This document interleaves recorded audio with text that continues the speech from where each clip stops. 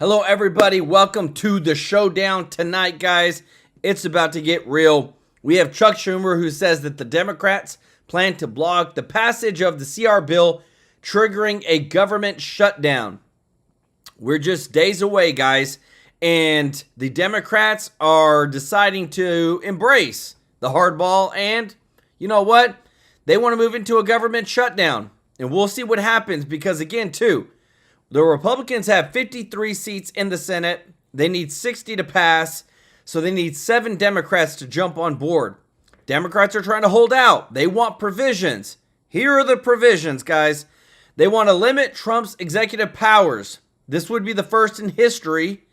Also, they want to have congressional approval for DOGE to audit and investigate federal departments. So right now, DOGE has just been going into departments, asking for access, audits, doing all these things, and exposing all the fraud, corruption. Well, they want to set it up so that there has to be a majority vote on which departments that DOGE is going to access. So they are trying, with everything in them, to stop the exposure of the corruption, the federal abuse of taxpayer money, and they're risking a government shutdown to make sure that DOGE doesn't expose anymore. That's how desperate they are, everybody. And they're risking this government shutdown. On top of that, so earlier today, Trump had a federal judge that blocked him from revoking the security clearance of Perkins Coie, the law firm which helped develop the Russian hoax. Well, guess what Trump decided to do? Because he said, I'm kind of tired of all these federal judges trying to control the executive branch of government. He signed an executive order stating that he will ignore all lower court rulings until SCOTUS rules on the constitutionality of activist judges attempting to usurp executive power. So he dealt with that really good, guys, because again, too, every federal leftist judge in America is trying to stop Trump. There's over 100 lawsuits at this point, and now this executive order says, you know what? This is too much. We're going to have to let the Supreme Court of the United States decide on what happens. On top of that, Elon exposes, get this, that there are actually 398 million Social Security numbers in the United States. That's 57 million more than the U.S. population.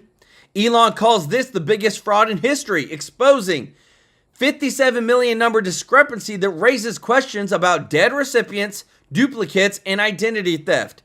The Social Security Administration admits only 68.4 million people receive benefits, but refuses to explain the staggering gap. So all this is being exposed. We're about to see the potential shutdown because the Democrats don't want to be exposed. They know it. They're losing, guys, hand over fist in every single category of the whole polling issues. And this is beautiful because it's an America First agenda. I want to say thank you to everybody who is watching. We're going to have a dang good show today. Thank you to all of our subscribers. If you're not subscribed, hit that subscribe button. Let us take care of you every day with the top news. I want to thank everybody that is a member of the channel and thank everybody that gives a super chat donation. We're so grateful for your support. And remember, we're selling our limited edition t-shirts right now on this store as well as the TruelifeNews.com website. I'm adding those right now. This is something, guys, that we want to continue doing and growing this because we can give back more to charity. And it's beautiful. Thank you to everybody who has purchased our premium t-shirts. Guys, there's only be a limited amounts of these thus far. Remember, members get 15% off of these shirts. So I want to say, guys, we're getting into some deep, deep stuff right now. We're about to see a huge government shutdown. Want to give some love to Ruby Hoove for gifting one True Life News membership already, and Mr. Tracy J. Norby for the super chat. We'll get into that in just a moment, guys. We got a ton of news to jump into, and I'm telling you, this is just the beginning because this showdown's about to get real. Check this out. Whether it's Massey or anyone in the House Freedom Caucus, and they were on board with this strategy, is to lean out government, then the way to do it is to get past the filibuster. And the way to do that is to use reconciliation, which is not this bill. It's the reconciliation bill, which they're working on, which they already had the votes to get started. Guys, and if you don't mind hitting that thumbs up like button, guys, thank you so much for your support. Guys, I hate to sound silly here, but this is just kind of the straight talk show. Really, I'm not trying to, I'm not trying to steal lines from like John McCain, or remember he's a Straight Talk Express or whatever it was. I actually mean it. I'm not happy about it either, but we are in a divided political country. That's just the hard reality. We have got to do the hard work of politics, of convincing 55% of the American people, which may be enough to get us past the filibuster in the Senate in a midterm election at some point, that we are the right pathway forward. That's hard work. We can't just force it down people's throats. We just don't have the votes right now in this bill. This was a huge, huge topic yesterday. Congressman Chip Roy fired back yesterday, too. A couple literallys in here, too. Literally. You'll see. Here's Congressman Chip Roy going after Congresswoman Stansbury and others, laughing at the fact that now the Democrats are pretending they care about spending restraint and CRs, which is the peak of hypocrisy. They love CRs, continuing resolutions, because they just keep government spending going. Which side is it? Check this out. Gentleman from Texas is recognized for 2 minutes. Well, I appreciate the sudden religion my colleagues on the other side of the aisle have found on spending restraint and the need to cut spending. I look forward to all the proposals that my colleagues will put forward on reducing significant amounts of spending and waste, fraud, and abuse. And I'll look for that press conference they'll no doubt have sometime this week. I would also note that when we talk about continuing resolutions, what my colleague just failed to mention was the fact that literally every single Democrat voted for the CR that we just had in December. Like literally every single Democrat except for one who I think maybe took a present vote. The fact of the matter is, it has nothing to do with that. The fact of the matter is, for those of us who do not like CRs as a general principle, the fact is, because Democrats literally wouldn't pass an appropriations bill out of the Senate, we're left doing the cleanup work of trying to figure out how to move forward while we have an administration that isn't at war with its own people. When the previous administration was blatantly disregarding the well-being of the American people, to have wide open borders, letting fentanyl and letting all manners of evil come into our country. Yes, he's not wrong. Major updates on what's going on with tariffs. Tariffs which are, folks, they are taxes at the border. That's what a tariff is. Again, I'm just going to straight talk with you, okay? However, we do have to raise money for the federal fisc. We have our military to support in the court system. In my humble opinion, and I think in many others, we should raise the least amount of money possible to fulfill the constitutional roles of government. There should be no extra coming out of Americans' pockets. Yes. So if we're going to use tariffs to offset a number of tax cuts and then cut more and get down to a more reasonable tax base, which is excessively high now, then yes, it could be an effective tool. They start a tariff war, there is a possibility, if you're not escalating to de-escalate, that it could get out of control. So we'll see what happens. I'm going to get to that in a second, but I got a Ukraine update here too. The ceasefire is now on the table. And although I don't accuse everybody out there of or throw out this 4D chess thing all the time, just get to the point. I think Donald Trump has a huge win on the table here. He now has an acceptable ceasefire to Ukraine out there, and I'll play Secretary Rubio's clip in a minute. He now has Russia in a corner. Because Vladimir Putin, I don't care what anyone's telling you, folks. Vladimir Putin is not our friend. I get that, period. Nope. However, Vladimir Putin has been taking a lot of losses, too. This has not been a terrific outcome. Russia has a sliver of the territory in Ukraine they've wanted, considering all the losses they've taken to personnel, to military equipment. Russia's getting hurt here, too. I don't care what they tell you. So President Trump now has him in a corner, and so does Rubio. Because if Ukraine says, we'll accept this 30-day ceasefire, and Russia breaks it, it gives Donald Trump an excuse to then rearm Ukraine and let them continue to escalate, take a toll on Putin until he comes back to the table for a potentially worse deal. Here's Secretary Rubio on Ukraine accepting the terms of a 30-day ceasefire. Check this out. Today, we made an offer that the Ukrainians have accepted, which is to enter into a ceasefire and into immediate negotiations to end this conflict in a way that's enduring and sustainable and accounts for their interests, their security, their ability to prosper as a nation. I want to personally thank, we both want to thank the Kingdom of Saudi Arabia, His Majesty, for hosting us, for making this possible. They've been instrumental in this process, and we're very grateful to them for hosting us here today. And hopefully we'll take this offer now to the Russians. And we hope that they'll say yes, to peace. The ball's now in their court. You see what he did here? The secretary, that was NSA Mike Waltz, and President Trump. Vladimir Putin now understands that Donald Trump, he said it himself. I mean, he's already said it in True Social. I'm not speaking for him. I've not discussed the matter with him at all. I'm just reading his True Social posts, which he's been candid and open about. He has already said, if Vladimir Putin does not take this deal, basically we're going to make this painful. There's not going to be American boots on the ground, but there damn well is going to be American military equipment. And if you want this thing to go on and become Russia's new Afghanistan, which has caused us trouble too, just straight talk on it. But Russia was forced to leave Afghanistan in a humiliating manner. We weren't the only ones under Joe Biden's era to take losses in Afghanistan and leave. The Russians had to as well. If you want to stay in Ukraine forever and continue to just destroy your military, I say decimate, but this lady was decimate means, no, I know what it means. You go look it up in the dictionary. But just have your military destroyed, fine. But now he's forcing this tactically, he's forcing this into Putin's corner. Guys, whether it's Massey or... We're going to see, again, with where Putin is at, where Russia is at, there's so much that Donald Trump is juggling right now. And the Democrats, who literally all voted in favor of this last December CR, is now fighting hardball because they want to control DOGE and they want to control the Donald Trump's executive powers, which is mind-blowing, guys. It's so crazy. Just want to say, if you don't mind hitting that thumbs up like button, guys, thank you so much for your support.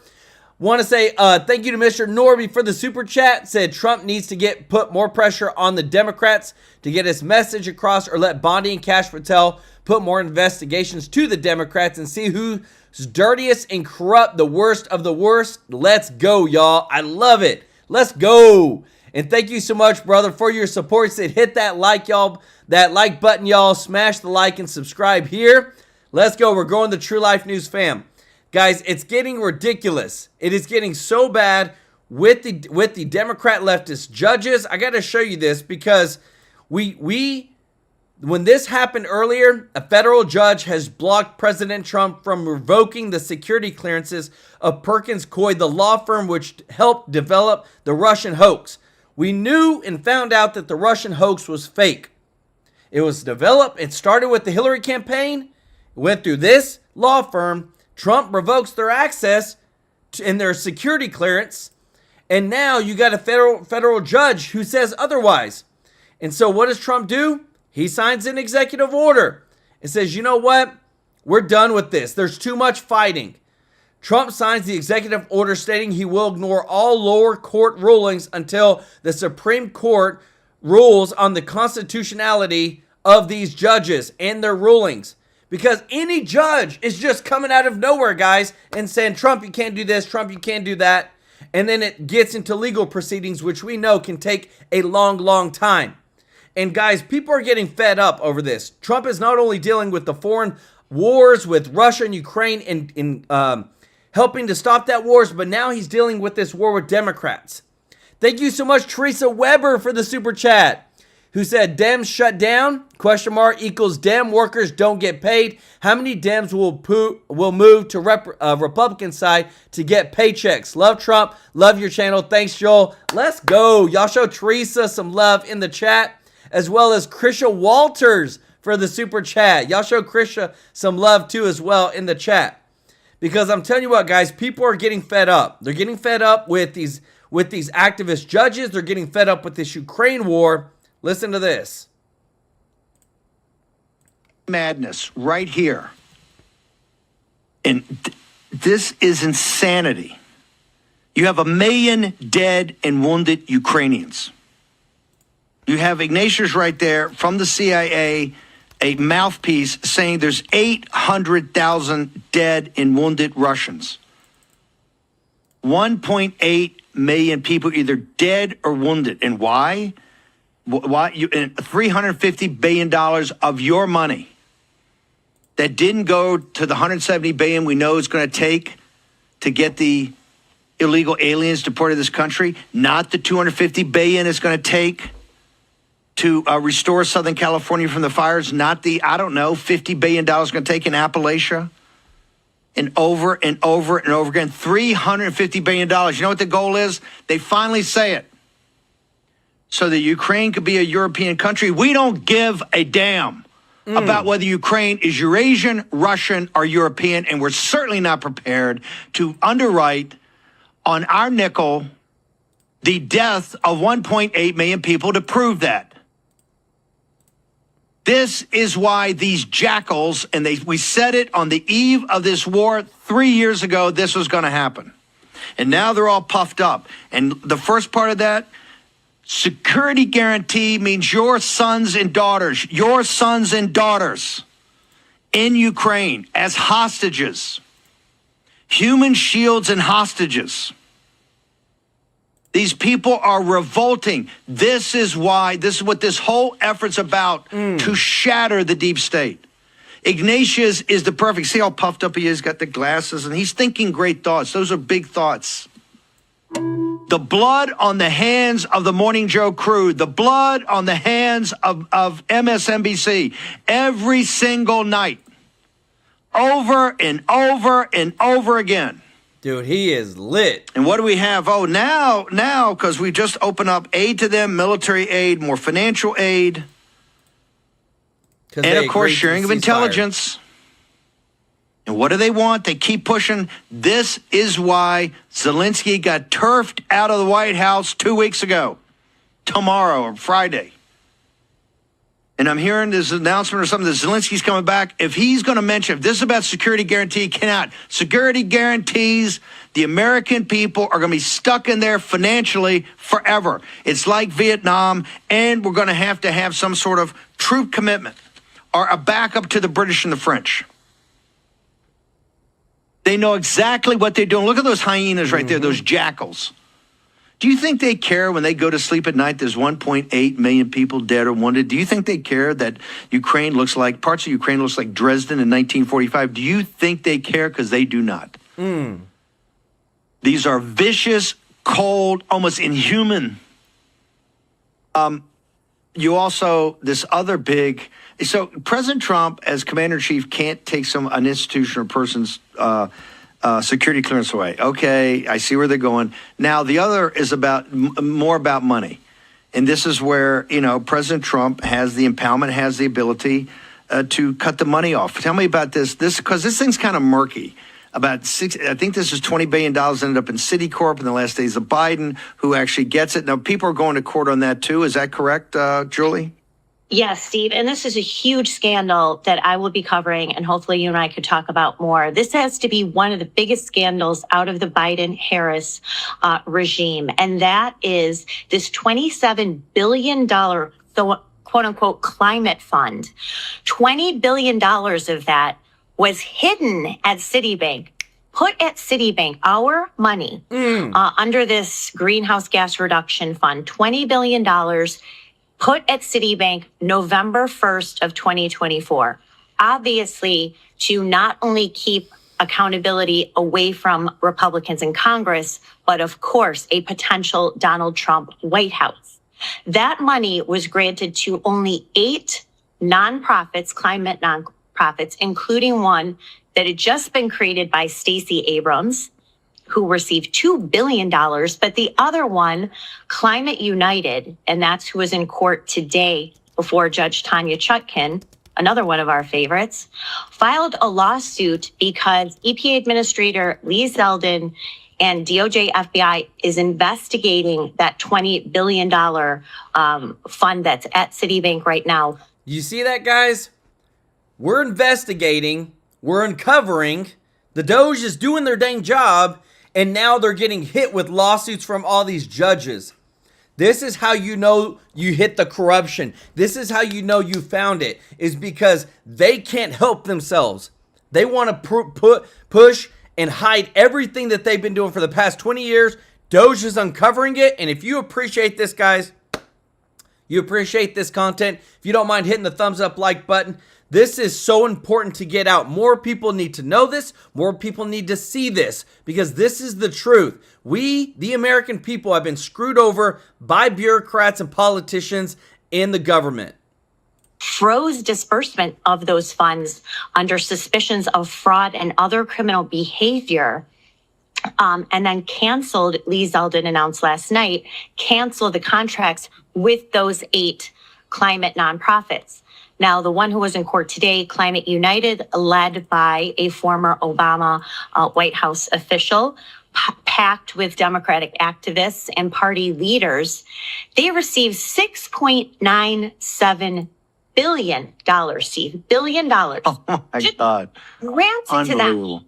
The year before, Steve, the year before, this fund was created in June of 2023 and had less than $100,000 in the bank.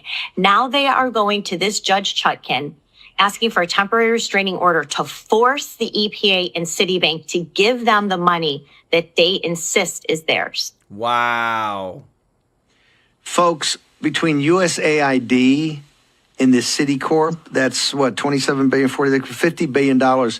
It's not the philanthropic. This is not Tides. This is not Soros. This is your tax dollars going to fund the most radical people. The Stacey Abrams was on MSNBC the other night yammering on about toasters and energy efficient refrigerators, and she skimmed $2 billion. This is outrageous. And you're going to see some of these judges give TROs and try to give them the money. Hey, this is going to be fought all the way up. The Supreme should get ready because this is going to be fought all the way up to the top.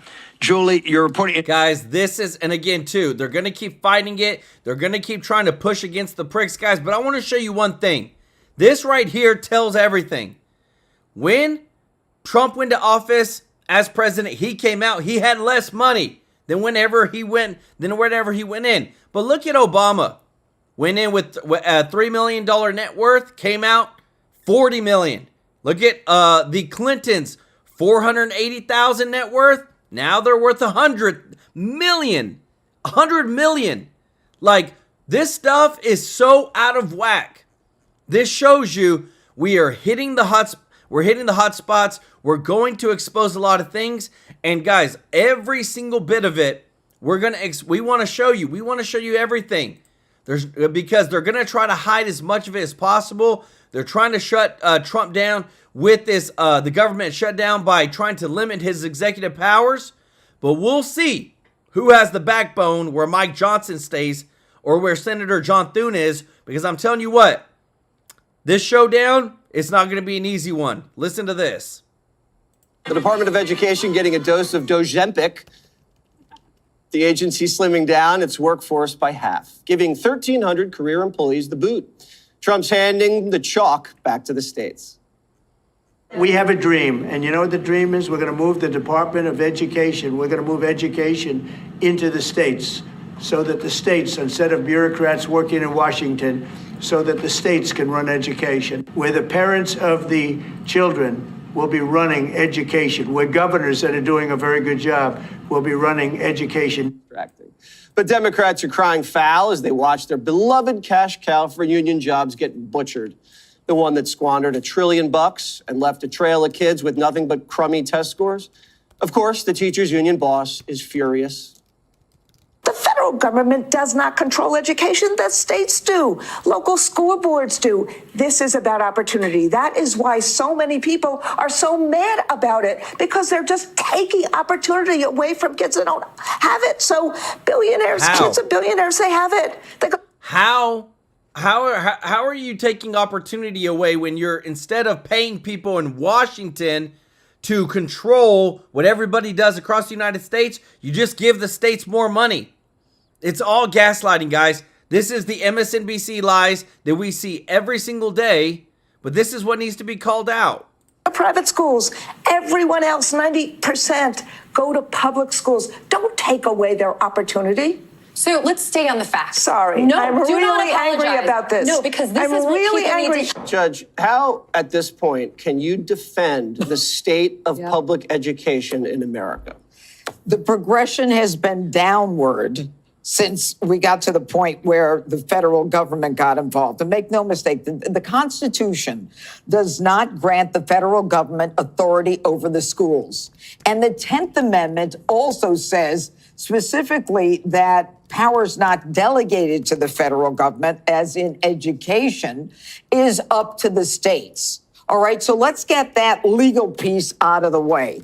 Then what you do is you say, kids are getting worse every year. 39% of fourth graders are not proficient in math, 31% not proficient in reading. Eighth grade, 28% can't do math. I mean, this is crazy, or can do math. So in the end, they're going to argue that this isn't fair to the kids. This money does not go to teachers. This is about grants and programs and monitoring those grants and sending money out to their favorite educational project. And it's got nothing to do. And for this woman to fight for students, the woman who had the opportunity to open schools when they got billions to COVID-proof our schools and couldn't find one metric, one reason to open the schools. And now she's got the unmitigated goal to say, oh, our students, you could care less. Go back to Ukraine and do whatever you do in Ukraine, Randy. Dana, have you heard an idea from Randy besides spend more money? Any idea at all to improve scores? Well, no. And the other thing is, I don't hear them concerned about it. No. Like they're concerned about the Department of Education being cut, but as we've pointed out, and they've started to point out, they're like, but wait, local governments already do that. Okay, well then fine. Then what's happening at the Department of Education? Why doesn't anybody care? There are some things that they do, and Linda McMahon, the secretary, said would continue. For example, it's possible you could take the Pell Grant program, which a lot of people like, and say that helps lower income students go to college. So why isn't that at the Treasury Department? Like you can take the student loan program, which has got problems. You could take that over to the Treasury or the Commerce Department. Like there are things that can be done to deal with that. They also are complaining that it's the Education Department that defends disabled students. You could do that at the Justice Department. So all of those things are possible. Our public school system used to be the envy of the world, and now we are a laughingstock in the world. And President Trump is saying we can't allow that. I'm going to add one other statistics that you guys might not have seen. Jason Riley today in the Wall Street Journal reports that since COVID, well, before COVID, chronic absenteeism, which means missing 10% or more of school, was at like 28%. Now it's at 34%. So over a third of the students in New York don't go to school 10% or more. And you think that your kids aren't going to pay for that for the rest of their lives? Absolutely, we all will. What I would say, if the Democrats really want to save the Department of Education, don't put Randy on TV. Take her on. Go after them and say, you are not doing what is the fundamental right of every person in this country, which is to get the education that they deserve. Why do you think people are pouring across the border with their kids? Because they get the constitutional right to be educated here. But even that is not going to be good enough for the fate that awaits us if we don't change. If they did take on Randy and the unions, they might not get donations, though. Maybe that's what they're afraid of. Who is Randy? Weingarten. Where? Lady. Oh, I thought that was a fat Gary Shandling. R.I.P. Gary's not really alive. It goes back to just politics in general. How much real estate does politics take up in your life? It should only be like one room in your giant house of stuff. But the Dems have injected politics in every single room in your house of life, including education. You're supposed to be able to make the decisions and protect your kids from stuff in school. Instead, they said no school choice. You can choose your abortion, but you can't choose your own school. You can't do anything about your kids if they're being, groomed by perverted teachers. If you go to a school board meeting, they'll come after you. This is why DOGE works, because it has none of these phony tropes. It's presented as is. Here's the program, here's the cost, here's what it does, here's what it doesn't do. It's impossible to protest unless, of course, the protesters are paid. Harold. But we can spot it now. You can't trick us anymore. You can't take our money and not give us something in return. So I think Americans like this stuff because they respond to clarity.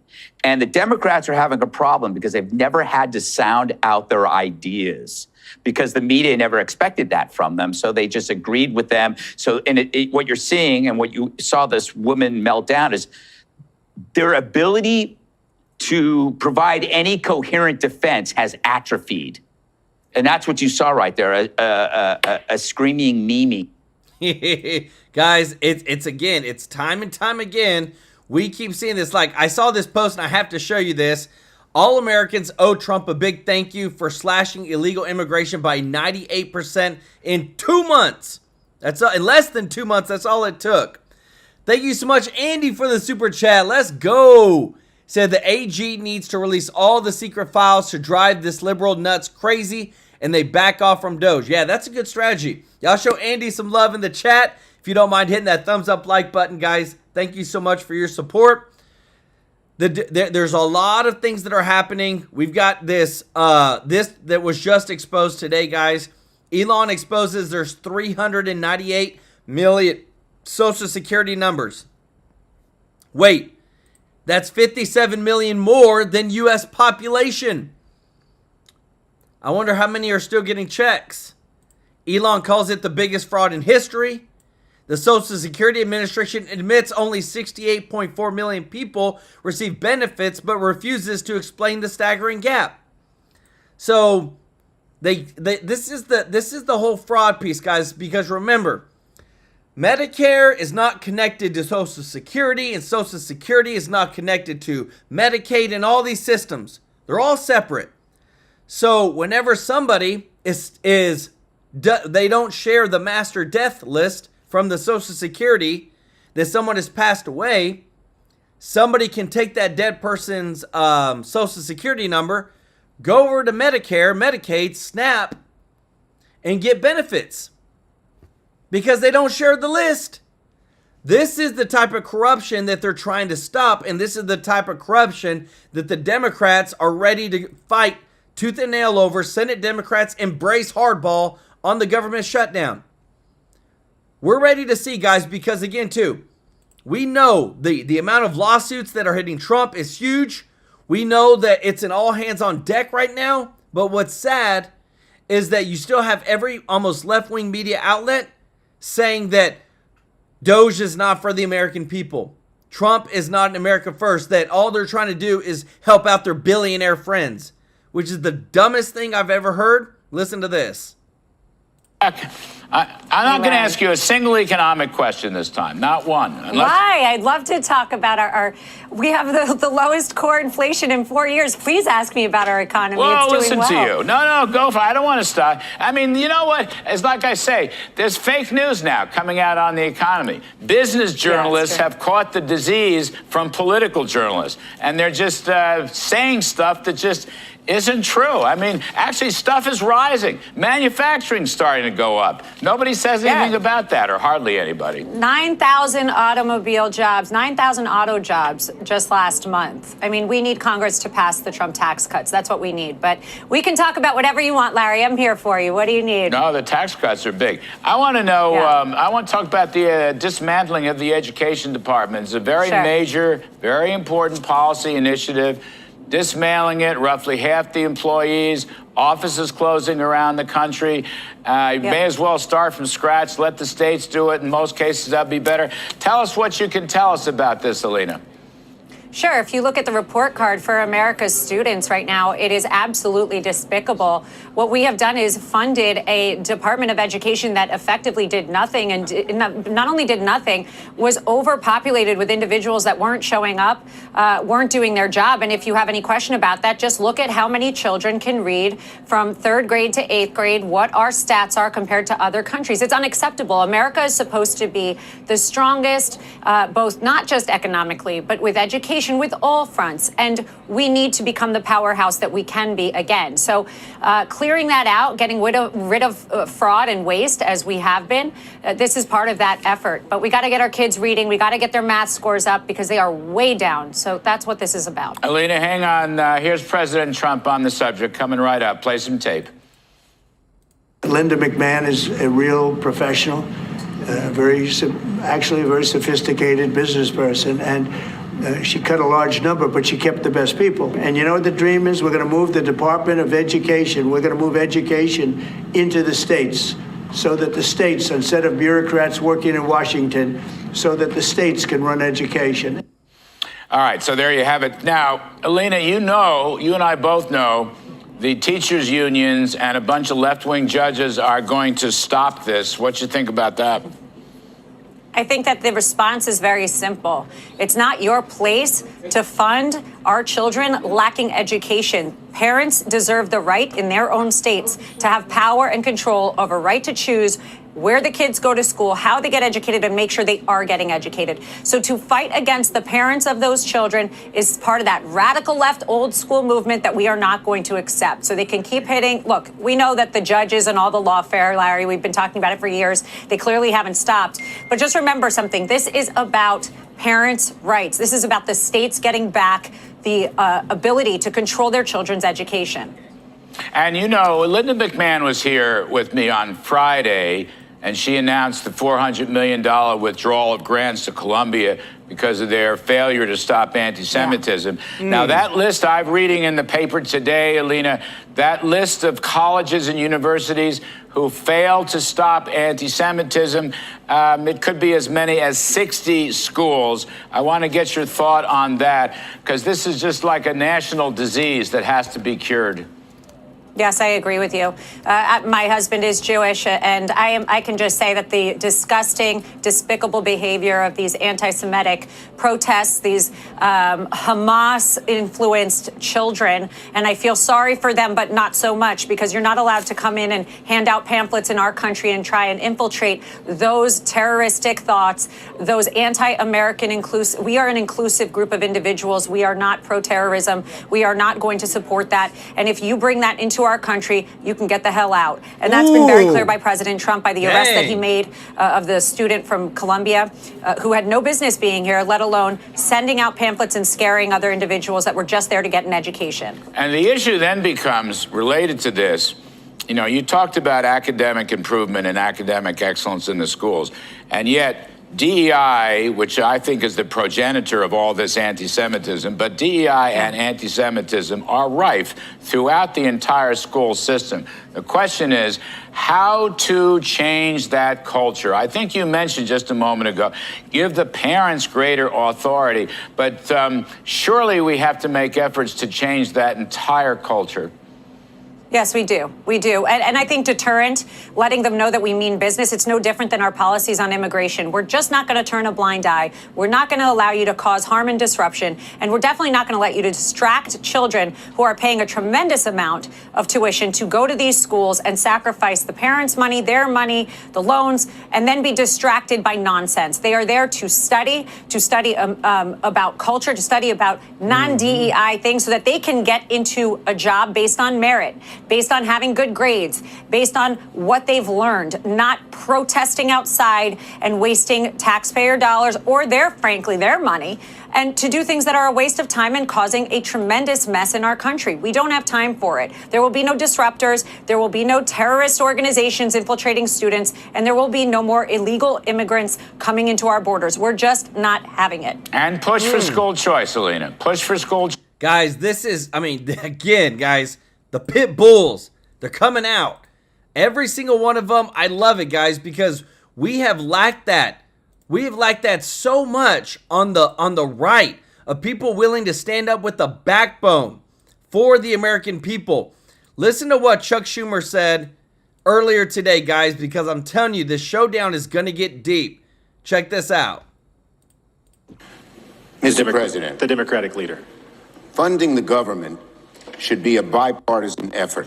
Oh, I agree. But Republicans chose a partisan path, drafting their continuing resolution without any input from congressional Democrats. Because of that, Republicans do not have the votes in the Senate to invoke cloture on the House CR. Our caucus is unified on a clean April 11th CR that will keep the government open and give Congress time to negotiate bipartisan legislation that can pass. We should, Mr. President. See that?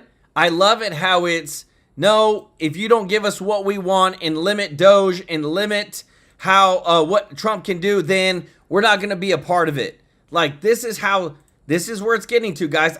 And a part of me wants the government to shut down, because I want everybody to see that, like, we're trying to limit government. We're trying to clean up all the waste, fraud, and abuse.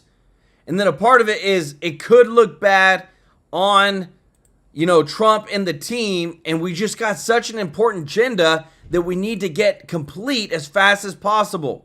Listen to this. Democrats are saying they may shut down the government. I mean, okay. I just can't imagine they're going to do that. I mean, how are they going to explain that to the American people? They don't want the military getting paid? I mean, they want, listen, on Monday, I'm supposed to go with the EPA administrator. I'm going to take him to St. Louis to see in person the site where we have nuclear waste still burning in St. Louis. And the Democrats are what? They're going to shut down the government so the EPA has to stop all of its remediation and monitoring work. We can't monitor the nuclear burn in my state. Better not happen. There are Department of Education cuts. Yeah.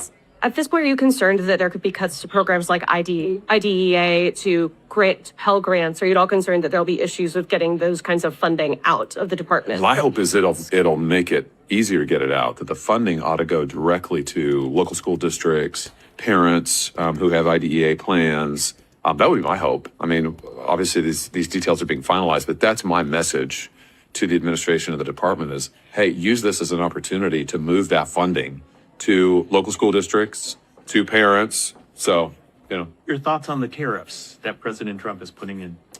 Well, let's see where they end up. I mean, the president has revised these several times. So, listen, I think the bottom line is, when I think about the economy, I think it's time for congressional Republicans to start thinking about a tax cut for working people. I'm all for renewing the president's tax cuts. We've got to do that. But I think we probably need additionally to do something that's going to actually cut taxes, put money back into the hands of hardworking Americans. I think they need it based on what we're seeing. Are you a little bit certain? Been in touch with your state education officials? Oh, yeah. So what is it? Are there things that they rely on the federal government still to do that they're going to have to make up and lock at their own? Well, funding. I mean, we get funding. Missouri gets funding, certainly. And my hope is that won't be interrupted. Listen, I'm all for fewer people, fewer employees in Washington, bureaucrats in Washington taking up ed funding. I'd love for everything that they make, all their salaries, all that stuff, to be moved to states like mine and to local school districts. Title I funding, because that's supposed to help the disparity between low-income schools, higher-income schools. I mean, how is that going to be done locally when it's at the federal level that kind of tries to level the playing field there? Well, it's the checks are written at the federal level. So my point is that I hope that the funding will still be available, but in terms of having thousands of employees at the Department of Education who are getting paid and taking a chunk out of that funding in general, I'd love for all of that to be moved to local school districts and to the states. You don't think the big picture coordination that happens in the Department of Education will end up being cut by this at all? I don't know the answer to that. But my hope is, my message is that I hope that we are going to move that funding to local school districts and states. All right, thank you, guys. I've got it. Guys, such big things that are happening. We just got some breaking news. I just got to show you guys. And say, if you don't mind hitting that thumbs up like button, we really appreciate your support. So, Howard Lutnick, the Secretary of Commerce, came out and said that the Trump administration is pushing to eliminate taxes for individuals earning less than $150,000 per year, according, to the data. Like, the reason they want to do this would be so monumental. You're talking about having a red wave like never before. 92% of the taxpayers in the United States, 92% make less than $150,000 per year. Imagine saying to 92% of all the taxpayers, you don't have to pay federal income taxes this year. That would be so insane. We would probably see an economic boom. Like, it would be so crazy because remember, most time, if people aren't giving that money to the government, they're probably going to go spend it. And this is insane. Like, how amazing would that be for 92% of the population in the United States to not have to pay federal income taxes? Let me know your thoughts, guys. But the winning streak is continuing, and I love it. Check this out. Today, inflation dropped to its lowest level in 3.5 years. Illegal border crossings are now down to about zero. Gas is back down to below $3 a gallon. Mortgage rates have dropped for 6 straight weeks. Jobs are up. Unemployment's down. $2 trillion in private money is being invested in America. DEI is dead. The the government's more efficient, and Ukraine's agreed to a ceasefire. But Bernie Sanders says he's scared. These are, the scariest times in my lifetime, that's all. I mean, I think that's objectively the truth. He is now trying to end what the founding fathers were pretty smart about, creating a form of government where there were checks and balances, a legislative body, an executive body, and a judiciary. What is Bernie, like 100? He's lived through the Cuban Missile Crisis, 9/11, COVID, and he's scared of the golden age? No. When Hillary told him to drop out or else, that was scarier. But even scarier is being stranded in outer space. Biden left 2 astronauts floating around up there.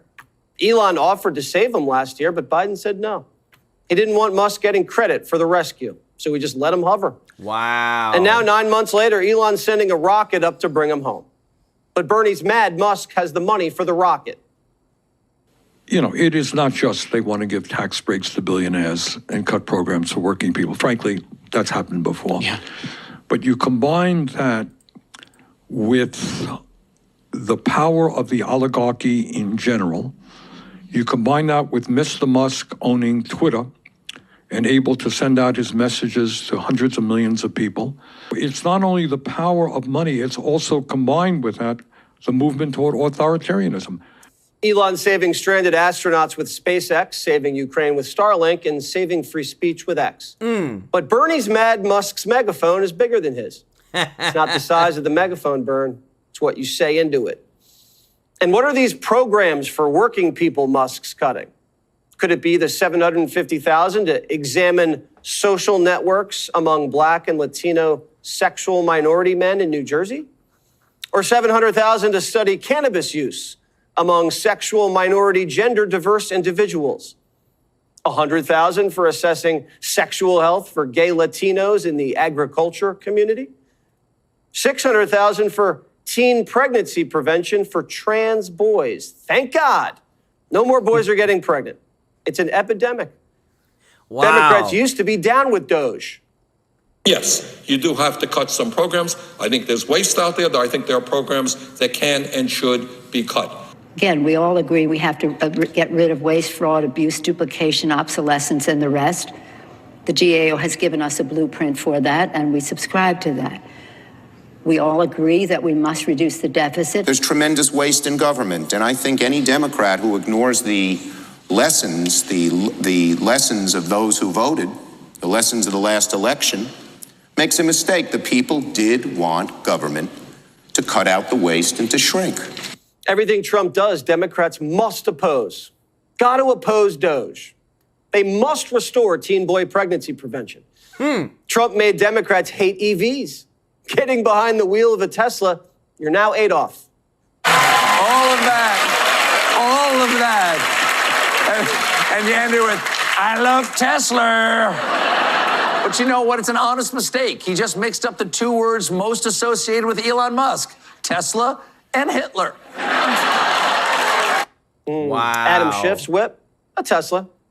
Now he says it's his biggest regret, not the Russia hoax, the car. Senator Mark Kelly's putting his Tesla up for sale. Democrats are like teenage girls. If they don't like you and you like something, then they can't like it. Even if they liked it before, now they have to hate it. Teslas are getting their tires slashed and spray painted with swastikas. And liberals are torching Tesla charging stations and hurling Molotov cocktails at dealerships. But the media says that Molotov cocktail was mostly peaceful.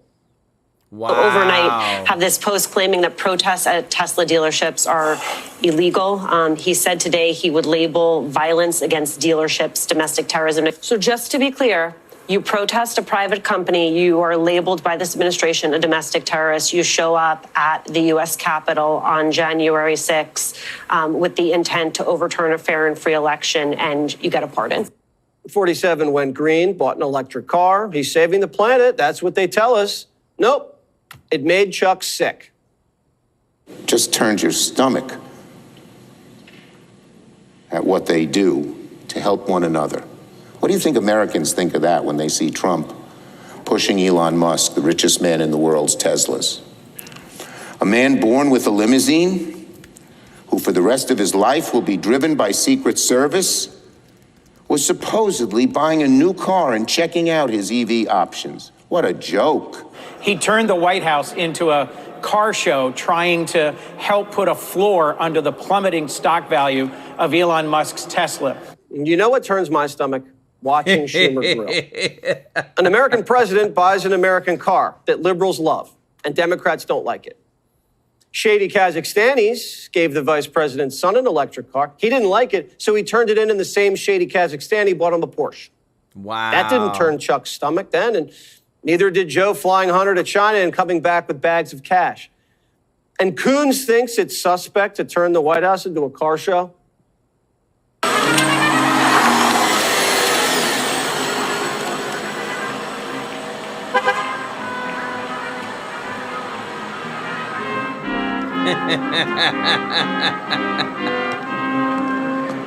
The Wrangler Biden's promoting isn't even American. The Dutch own it. Wow. Obama and Biden let Jeep get sold overseas, and he's driving a foreign car around the White House lawn. During an EV summit, he invited every electric car maker except Tesla. Joe snubbed Musk, the largest EV maker in the world. And then he sued Musk for not hiring migrants. The Democrats and Musk had a bad breakup. You know how these are. They used to be in love. We're going to try to see if we can accelerate this kind of collaboration through what we put forward. So it's the right plan. Good. Well, congratulations. This is terrific. Thank you very much. How's the car doing? It's doing great, actually. Yeah? How do you split your time between car and rocket? Well, it's usually about 50-50. We should have the sedan on the roads in 2 years. And it'll be the best car on the roads by far. Musk didn't change. Democrats did. He's always believed in free speech and free enterprise. He didn't make his money shorting the pound like Soros so he could use it to open our border and prisons. He's making cars that liberals say save the planet and trying to put rockets on other planets. The progressives hate that Musk's making progress. And they hate that he's young and fun and not in the shadows like their sugar daddy Soros. Again, like a teenage girl, they blackballed Elon and then he became even more popular. And now they hate him, but they really hate themselves for losing him. Forgive me, but what's his end game? I mean, you know, I know look, he wants to be the first trillionaire in the world. I mean, what's his end game here? Well, you know it. You guys, you created him, Governor. I mean, you By guys. the way, in many respects, California did. It was our regulatory process and our subsidies to create this market. You're 100% right. I think you're right. Democrats loaned Musk billions to make green cars, and he actually did it. Unlike all the other dumb loans Democrats gave out to all the green companies that went belly up, like Solyndra and Sonova and that stupid electric bus company that Kamala's always yapping about. All Democrats do once they get into power is hand wealthy people money. They bail out banks, give donors green contracts. But suddenly, some wealthy guys go into government to shut down the fraud and handouts, and the media is mad. President Trump is surrounded by the wealthiest cabinet, the wealthiest administration in modern U.S. history. Does this concern you? I don't think it's so much about their wealth. I mean, you're only allowed to be wealthy in Congress. Can't be wealthy in the cabinet. Boom. We know how Elon made his money. How'd Nancy? Elon makes cars and rockets. What does Hunter make? No one wants his paintings now that Daddy's back in Delaware. What a coincidence. So it seems like the Democrats finally settled on a message to beat Trump. It's taken them long enough. Republicans are for the rich.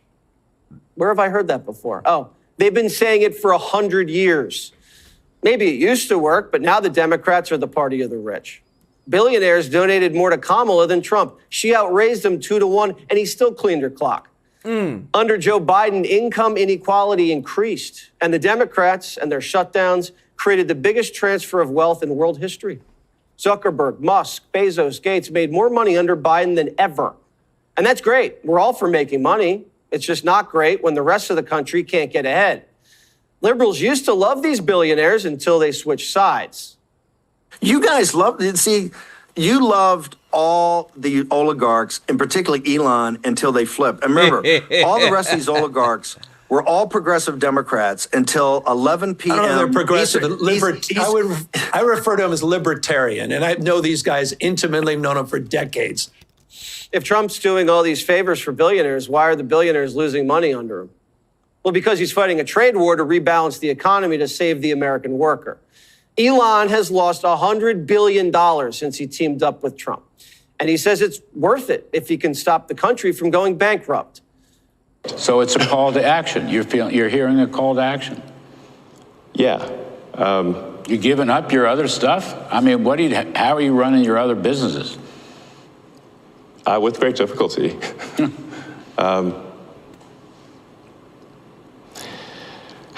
Yeah, I mean. But there's no turning back, you're saying? I'm just here trying to make government more efficient, eliminate waste and fraud, and so far we're making good progress. The party's flipped. Democrats are for the rich. The Trump Republicans are for everybody. And that has the Democrats rattled. The America First movement forced Democrats into hating peace, progress, and making things in America. They're even against black kids with cancer who want to grow up to be cops. Guys, let me tell you this. If there isn't the most exposure of corruptness that we've ever seen, I would say probably in our lifetimes, in everybody's lifetimes, that the United States government, the politicians, the unelected bureaucrats, you've never heard their names, have been taking advantage of the American people like nobody's business, and they're trying everything that they can to stop them. Trump signed an executive order earlier today to ignore all lower court rulings until SCOTUS rules on the constitutionality of these judges putting out these rulings to tell Trump to stop. And again, too, it's not going to end here. We're going to see things go to the Supreme Court we've never imagined. We're going to see things happening with DOGE that we never thought was possible, because we're barely scratching the surface. 2 months in, guys. Less than 2 months in, Trump is shooking up the entire world. And what I love is that inflation is cooling. Americans are being put first. And now we have the data to prove it. Check this out. You whiny libs have been pouting about the fact that he didn't solve the world's problems in his first 11 days. Here's to you. Oh, Carl, be a good sport. Nope, gonna spike the football right in your face on this one, Rachel Maddow. As of today, less than 2 months in, even CNN had to report a positive spin on Trump's economy. Finally, we have some good news on the economy and really the number one issue for many Americans, the cost of living. So we just learned that consumer prices in February increased by 2.8% year over year, 0.2% month over month. Both of these figures were a step in the right direction, and both were better than expected. So this is definitely very encouraging to see, because this actually breaks a streak of 4 straight months where I think you could see it on the chart all the way to the right, where the inflation rate was going in the wrong direction, right? It was going higher and higher. Finally, we're seeing it dip. You see how uncomfortable she was standing there on the left? It's like the sweetest victory there is. Gas prices are down to their lowest level since March of 2021. That was 2 months into Biden's presidency, by the way. Egg prices, they're down $1.85. Also, that's over 11% down. Inflation is down. That means that your money isn't losing as much of its value as it's sitting there under your mattress as it was in the last 4 years. Mortgage rates are down, and rent rose by the least it has in 3 years. Also, home prices are coming down. And the Fed had originally signaled that they might drop interest rates by 0.5%, but now they're saying they might do it by as much as 0.75%. This is huge. But the lib meltdowns, those seem to be the only things that are going way up right now. Look, my man has been in office for less than 2 months. And the same people who were silent for like 4 years while Biden absolutely destroyed. I mean, he wreaked havoc on middle America. Massive price increases. Like, you could hear a pin drop on the left side of the aisle while he just ran roughshod over our entire economy. But the second Biden, shuffled out of the Oval Office, they started screaming at Trump, prices aren't coming down. Literally every Democrat up until today. I thought Trump was going to bring prices down. Where are all the price cuts? Blah, blah, blah. I mean, if you don't drink bathwater was a commercial, this was what it would look like. Because grocery prices aren't going down, they're going up under this administration. You promised you would bring down the cost on day one. And bro, It's like day 50. Well, he promised to bring the egg prices back down. Yeah, on day one. Egg prices are up 53% in the past year and are expected to rise another 41% this year. Lord. But this is why Joe Biden and didn't Donald Trump Kamala was unpopular and why Kamala Harris lost. I thought Trump's egg prices. The eggs are too damn high. Those prices are coming down now. Do I expect a single Democrat, including Morning Joe and Mika, to come out and say thanks? Of course not. But I guarantee they're running back to their office to try to cook up the next talking point against Trump. But who here would like to know why these things are happening? Let's go through that list, shall we? Gas prices. I know this is going to come as a shock to the same people putting up wind farms across their states right now that are killing birds. But when you drill for oil, there is more of it, which means demand goes down and so do prices. Did I say that slow enough for you, Democrats? And here's what makes the point even more important to the people who turned off the spigot for the last 4 years. We're not even actually producing anymore yet. Just the prospect that we will be producing more has driven all the other countries to lower their prices in anticipation. And I know market concepts are hard for people like AOC, but try to keep up. What did she call MTG? Baby girl? We can do this with anything. Egg prices, take this. Joe Biden administration, he printed money and then gave millions of dollars to poultry farmers to literally kill over 100 million chickens because they might get bird flu. That's over a quarter of the egg-laying hens in America, and they did nothing to import more eggs. And then we're surprised when egg prices went up. Well, why do we listen to these people? Follow the timeline here. The second Trump came into office, he started working on this. Reuters put this out on February 20th. Turkey to export 15,000 tons of eggs to the U.S. And then 5 days ago, look at this one. Trump's plan to fix egg prices crisis is already falling apart. Really? Because yesterday, Newsweek, egg prices plummeted. Right there on the front. These people have no idea what they're talking about. Ever. And every single time they have, for the lack of better terms, left with egg on their face. Inflation. This is another easy one. Anyone with an IQ high enough to finger paint should understand how this works, which takes most people on Capitol Hill completely out of the pool. But after trending up for the last year, the inflation rate came down. It's lower than expected, actually. Because for the last 4 years, the federal government, through exorbitant spending, through bailouts, through unaccountable dollars being pumped into the economy, has artificially propped up every metric that CNN or MSNBC used to tell us that Biden was successful or something. And what was the product of that? Oh, right, yes, 22% inflation over 4 years. Again, supply and demand concept, which also applies to housing. Home prices are coming down, way down. Why? Well, in part, you have deregulation. So material cost is going down. And this is the big one, deportations. How is that so? Well, look at it. Trump may have only actually deported a few thousand people with law enforcement, but you know how many people have left on their own? We don't have a precise number, but it's a whole lot more. And some estimates are as high as 1 million. Also, Trump cut off the ridiculous housing assistance being given to illegals that was pricing locals out of their own towns, which is why rent prices have also stabilized. Now, yes, the stock market is down, but the man can only do so much while taking on the world and their decades of unfair trade policies. But as I said yesterday, this is why the Fed just signaled that they will be lowering interest rates more than expected, because inflation has cooled because of all the government spending cuts. I know the libs are fighting this one, but it's got to happen. Instead of a round of applause from those people, Democrats are pretty much all but committed right now to shutting down the government. Yeah, I know, the irony of this one. The same people that were crying about firing a few thousand people at USAID, they are doing nothing about the fact that they're about to furlough over 1 million people because they don't want to give Trump a win. Great job, guys.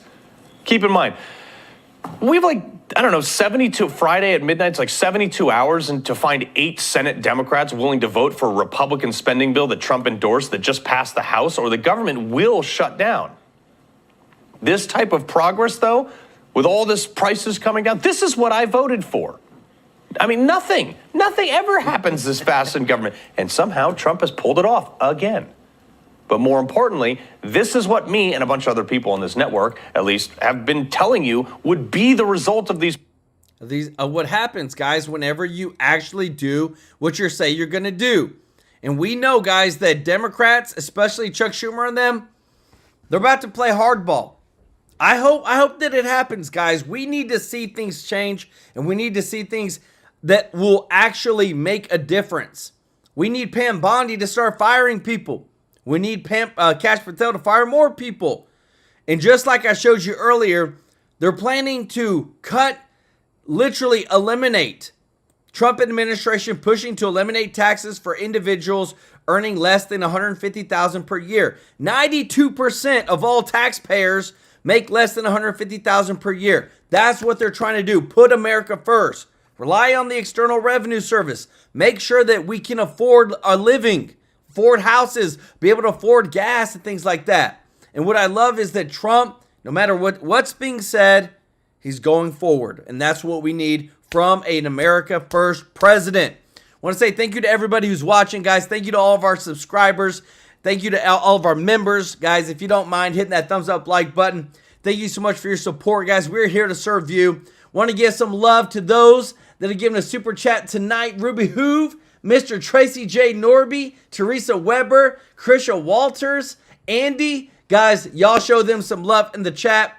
The biggest thing that and Andy, when you said let's not forget about the property taxes contribute more than 36% of total public funding too. Think about it.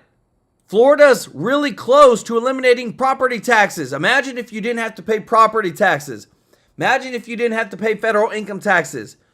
How much further would we be along as people being able to actually do things that we want to do? Teresa Weber, thank you so much for the super chat. Said, isn't Bondi going through a truckload of Epstein files? Yes, but they got teams and teams and teams of people. You're telling me that they can't release 10 pages a day? Give us something. Want to say, guys, it's so beautiful to see that we are moving closer towards financial fiscal responsibility in the government, but it's also good to see that the Democrats are exposing themselves every single day, that they are corrupt. They want to keep taxing the taxpayer as much as possible, and they don't want to change.